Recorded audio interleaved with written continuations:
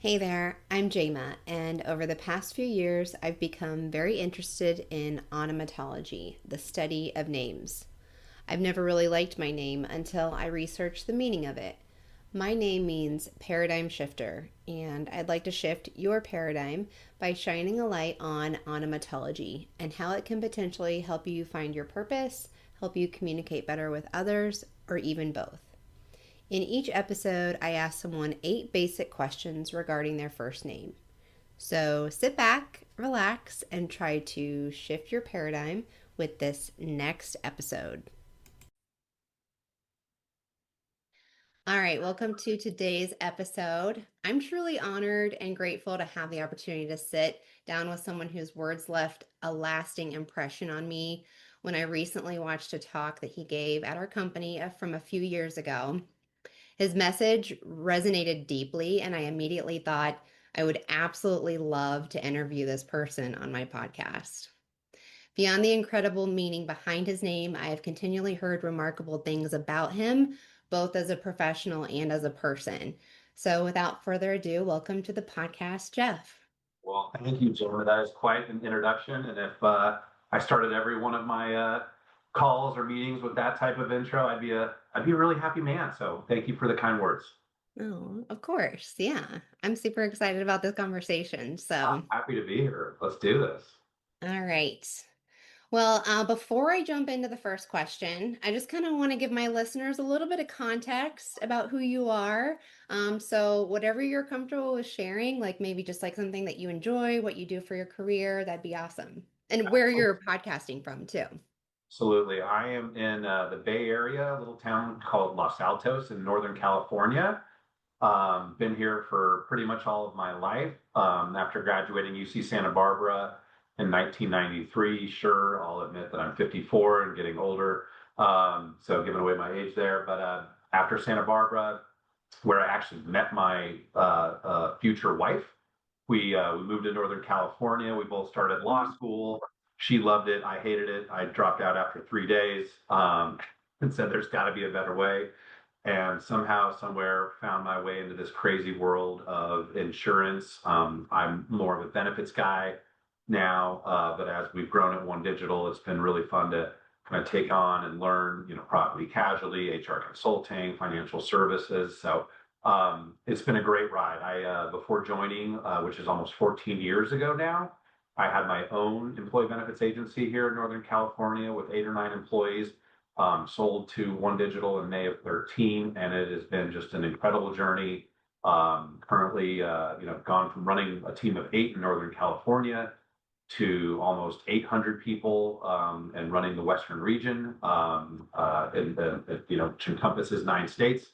So it's been quite the journey. And some days I wake up with full-on imposter syndrome, but I'm surrounded by great people who give me encouragement and tell me I'm doing the right things the right way. I try to lead with a people first mentality, which I think you probably got from my bold talk, which you alluded to when we started this. And I've got 2 wonderful kids. Zoe is my special girl. She's 22. She has Down syndrome and autism. So she's been on a different journey, and it's really shaped who I am as a human. And then my son Adam, who is a junior at NYU in Manhattan. And yeah, just other than that, very passionate about golf and travel, and just been taking care of my people and my family. That's awesome. Very cool. I love everything that you shared, and I think it's really admirable, like the empathy that you have learned from everything you've experienced too, and the qualities that you exude. Like I find that very admirable. So I appreciate that. Yeah, I think I didn't say it in my interview, and I won't say it. I won't swear on this, but I feel like I was always a good human and a very thoughtful person. But I think when my daughter Zoe was born, you mentioned it taught me, and my wife. My wife didn't need any teaching. She's a perfect human being, but it taught me just this to be patient and accepting and understanding. And it really, instead of just, being living in my own world, or like I was going to say, just being a frat or fraternity, jerk, use another word. I'm like, okay, there's a different world out there. So I really got exposed to the, everything, not just special needs, nonprofit initiatives and organizations, but just really kind of opening my eyes to all the people in the world that are doing just incredible things for very little money, very little recognition, except for trying to make the world a better place and making people's lives better. So, yeah. Yeah, that's awesome. Another part of your story that resonated with me was my sister-in-law has Down syndrome. She's a year older than me, and she is one of my favorite people on this planet I by love far. that. I love that. Yeah. I So, love it. So you got a personal affiliation there. I did not know that. That's great. yeah, What's her definitely. name? Her name's Laura. Laura. Awesome. Yeah. Yeah. All right. Well, we'll turn it back to your name, which I Yeah. absolutely love. I do actually have quite a few people in my life. One of my past mentors, his name is Jeff. So the name is a positive thing in my life. And so I was curious before I approached you about this podcast, did you actually know what your name meant? Very truthful, and the answer is not at all. And I was like, Okay. Jeff, such a just neutral, boring name. Like I didn't think it stood for anything. And so when I Googled it, I'm like, I don't know. I immediately felt better about myself. Yeah. Yeah, you should. What did you find? I mean, in very short order, it just, peace, the embodiment of peace. And I asked my mom, I said, who I'm actually going to go see tomorrow. She's not doing great. And I'm like, Mom, why did you and Dad name me Jeff? And she's like, was there any deep meaning behind it? And she's like, no. She's like, there's just we really like the name. I'm like, okay. So I wish there was a better, cooler story there. I told her what it meant, and she obviously, she smiled. She thought that was cool, just as I did when I Googled it. But I love that you're interested in sort of the roots, and the deep meanings of where names come from. What's interesting about me not knowing what Jeff meant was our firstborn was Zoe, and we did not know she had special needs before we had her name picked out. We in fact didn't even know she had Down syndrome until 24 hours outside the womb, which is very rare. It's usually in utero that you find that out. Yeah. Doctor was surprised, everyone was surprised, but Zoe in Greek means life, which is just very simple. We had, at first time parents, we got all the baby name books we're going through, and nothing really jumped out. And we literally got to like the last page. We both looked at it and we're like, it's kind of just so simple and pure and awesome. And I don't know, maybe if I'd known that Jeff meant peace or some variation of peace, that would have been even more meaningful. But Zoe, with kind of who she is and what she represents, and knowing that it just means life, because every life is precious, is kind of cool. And then obviously Adam, you could argue, depending on where you sit in terms of your religion, is the first life on earth. So that was totally not intended, by the way. Yeah. Yeah, I find looking up the meaning of someone's name to be a very interesting thing, because it has helped me with my social skills in terms of like not having social anxiety and wanting to connect on a deeper level with a person. And what I'm coming to find after interviewing over 100 people now is that I do believe I have multiple theories about the meaning of a name. And I do believe one of the theories is that it does play a part in the way that into the person that you become and the role that you play. And it has some level of influence, but it depends on how you interpret the meaning too. There's complexity there. So, Is which it more subconsciously, or do you think it's a very conscious effort that people are trying to kind of live up to the virtue of their name? depends on if they know the meaning for sure. Of those 100 people, I'm curious how many of those 100 who, unlike me, if they did not do a Google search, knew exactly what the root meaning of their name was. Roughly. Yeah, so it's hovering around 70%, which is so high. That's pretty impressive. I get it. I love it. Yeah. Yeah, I'm a huge data analyst, like data nerd, so I have all the answers written out on a spreadsheet and it's been neat to kind of see it unfold. So, Got it. I love it. I love yeah. it. Yeah, and I'll tell you a little bit more about the meaning of your name if that's okay? I would love, and I was very quick. I just did a quick glance, and I did not want to ruin the surprise because I thought maybe you would give me a little insight. So here we are. I'm ready when you Yeah. are. Okay. So the name Jeffrey is of Germanic roots and it means God's peace or divinely peaceful or peaceful territory. And it combines elements for God or divine or territory or foreigner with the word peace. And it was introduced to England by the Normans and became popular in the 20th century. It's known for its classic feel and often shortened to Jeff. And it was most popular in the US in 1962. That was the peak of the popularity for the name. I was born in 1971, so my parents were a little behind the eight ball, but okay. Yeah. And so yeah, I mean it mostly comes from German roots. And it carries, the last thing I found was that it carries connotation of nobility, tradition, and strength. So, That's interesting.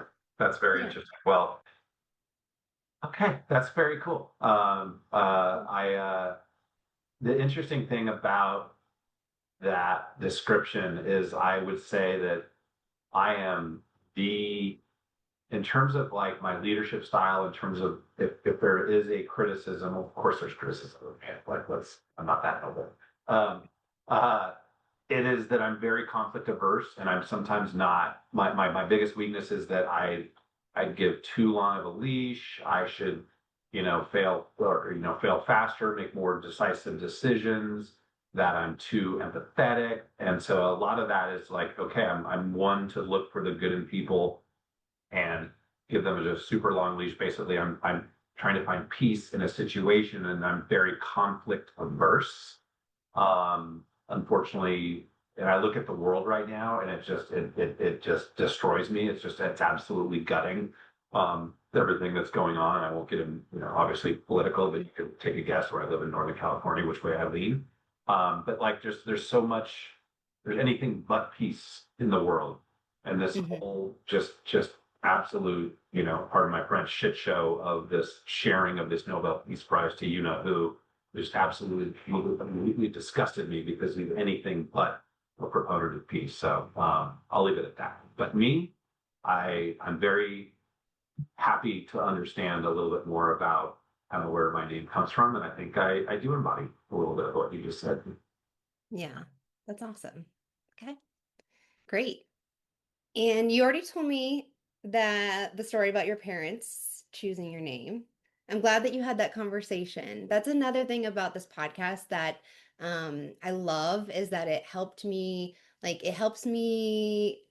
encourage other people to have the conversation with their parents because I did have a kind of like a falling out with my parents and I'm good with them now and I have good communication with them now, but I think there's always a great opportunity to have a conversation with somebody that is your family, and so gives you one way to reconnect with them if that's a possibility.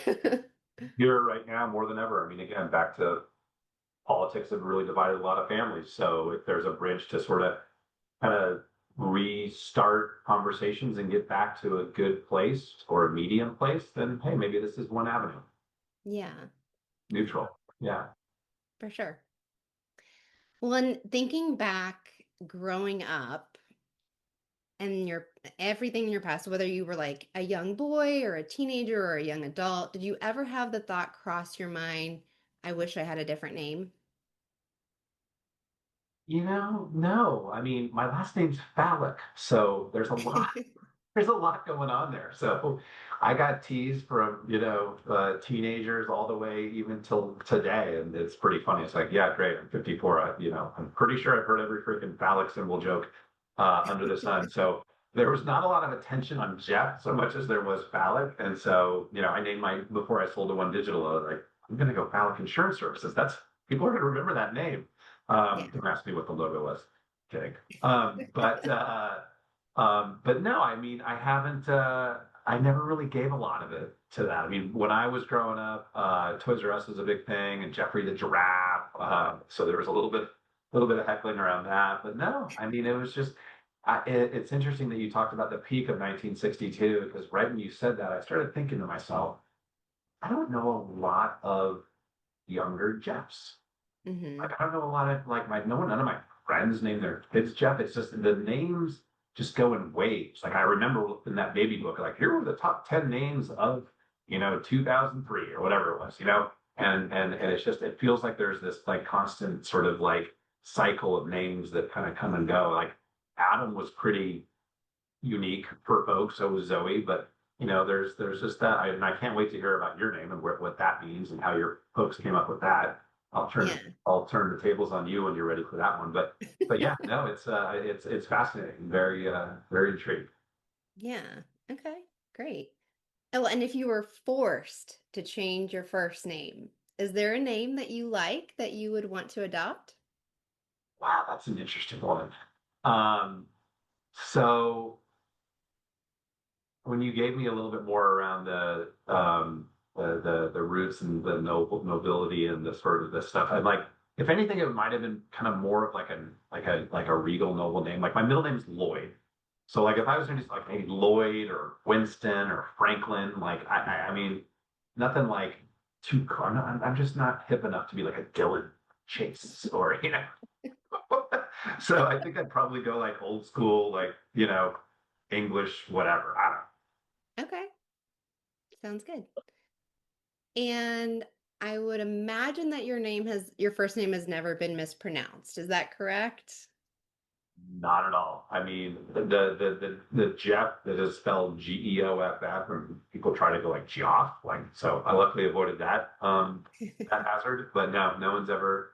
Sometimes I guess the only thing that people will do they'll say if they're trying to be cute, they'll say Jeffrey, and Hmm. like if they want to spell it kind of out, they'll go Ey, and it's not Ey. I've never met an Ey.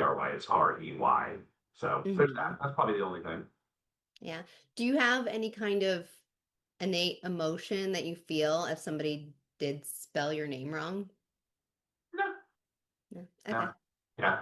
People actually spell my last name wrong a lot. Or they actually don't spell it wrong. They pronounce it wrong because they can't really. Is it really phallic? Like I don't know. Is it phallic or is it phallic? Because they can't really pronounce it. And I've only met one other phallic in my entire life. I know we're not talking about my last name, but it's too funny not to bring up. Yeah. Yeah, for sure. Okay. And I know you touched on this earlier in our conversation, but do you think that the meaning of your name has any relevance on the way that you act or the way that you see the world around you? And if so, can you kind of elaborate a little bit more? Honestly, Jamin, everything I've learned with you in the last 15, 20 minutes makes me want to kind of reflect on that. So I don't have a great answer right now, so much as to say that I, I find myself kind of a very peaceful, thoughtful person. And so, but I've never really attributed or given any more thought. So if you have me back on, in a year as I do some more self-reflection, we can dig into that one. Okay, I love that. Yeah. I am doing a part two with a lot of the people Okay. that I interviewed a year ago, so that'd be great. I love it. I love it. Okay, awesome. I only have one more question for you. Okay. I'm ready. So, when I first started this podcast a year and a half ago, I wanted to know what popular books were saying about names and their significance. And so I thought, why not start with the best-selling book of all time? I Googled that. It happens to be the Bible. I was actually very shocked about how many people's names were mentioned that they were changed. And so I was curious, what is your opinion about, like, what do you think the significance is of that book mentioning the fact that people's names were told to be changed? It's interesting. So, not to get off track. My mother was Mormon and my dad was Jewish. And I've only met one other combination on that front in my whole life either. So yeah, Wow. how about that? And when I was 9 years old, we moved to California. So my dad was from New York, my mom was from Utah. I moved to California when I was nine. My mother and I both converted to Judaism. So we had the mikvahs and the holy water with the rabbi. My mom got actually more into it than my father did. Was like president of the synagogue, and I went to Hebrew school, got bar mitzvahed. So I learned some things along the way. I find myself to this day to be, a spiritual Jew, appreciate all the customs and the history, etc. Neither my wife's Catholic, so neither of us are terribly religious. We celebrate Hanukkah and Christmas, all that good stuff. But I knew enough to be dangerous about the Bible, and obviously, to your point, like a lot of folks, a lot of key characters in that famous, the most best-selling book of all time, did change. Probably the biggest one is Jacob to Israel. Mm-hmm. I don't pretend to be an expert, but I do believe that there is something to do with the fact that those folks changing their names was kind of like a rebirth or like a repurposed in terms of what they're set out to do. Like kind of I don't know, like that old person has died and here's your new self. But other than that, that's about all I got. I totally agree with you, 100%, for sure. Yeah, it's fascinating. Yeah, right? I know, Yeah, because it just kind of gets things like going yep, for your like in your brain. It's like, oh, I never thought of that. yep, yep. I'm curious, what does Jama mean, and why did your parents name you Jama? Yeah, great questions. So I am ethnically Jewish, Okay. and so the reason why they named me Jamo is because they had friends who had a daughter named Jama. They thought the name was beautiful, so they asked, can we use that name? And they decided to call me Jama, and it means, so it's Hebrew. It derives from James or Jacob, which means supplanter. And when I looked up the word supplanter, because it just didn't, I was like, I don't Tell know me. what to do with this, Tell right? me. So supplanter means to uproot or to look at something from a different perspective, essentially. Like supplanter means to turn over. So when you're turning something over and you're looking at it from a different angle or a different perspective, you're shifting your paradigm. And one of my favorite books of all time is The 7 Habits of Highly Effective People by Oh, Stephen Covey. absolutely. Yeah. Absolutely. And I remember like when I first learned the term shifting your paradigm. It was from that book. And it made a huge impact in like just understanding myself better and understanding who I am and like why I am the way that I am by default. And I was like, this totally makes sense. So that's what my name means, paradigm shifter, right? That's how I say it. That's fascinating. And as we talk about, we can, again, trying to be very careful because I don't know who your audience is specifically. But when you think about what I mentioned earlier about just kind of the world and the chaos and everything that's going on in, abroad here. And one of the things that I feel we've become so polarized, and what we're not doing is what your name signifies, is that we're not sitting down anymore and trying to understand other perspectives and other people's, views or paradigm. It's like and it's like we've given up. Like once upon a time, conservatives and liberals could agree to disagree, but then they would figure out some sort of compromise, whether it was in Congress or just in life, et cetera. And there was not this visceral hatred. And I feel like we've given up on trying to understand other people's points of view. And it would be really good if everyone can get a little JMA and then to get, Oh, to get us back to a better place. So there you go. We oh, need more. thank We you. need more supplanting. Yes, I agree. Totally. Yeah, Well, thank this you is for the questions. super fun, JMA. This is great. Yeah. Thank you so much. Any other questions that you had? No, I just I'm definitely intrigued in part two, and I'm looking forward to following your podcast a little bit more regularly along the way. And you're really good at what you do. This has been I like self discovery, and this has been a good one for me. Awesome. Well, thank you so much for your time. I really appreciate talking to you. Absolutely, thank you, Jana. If you enjoyed this episode, please take a moment to subscribe or follow the podcast on your favorite platform. Your support helps me continue bringing you meaningful conversations with remarkable guests. Don't forget to tune in next time for more insightful discussions and inspiring stories. Until then, thank you for listening and keep striving to make a positive impact wherever you are. And don't forget to tap into the meaning of your own name to find a deeper sense of confidence in your purpose.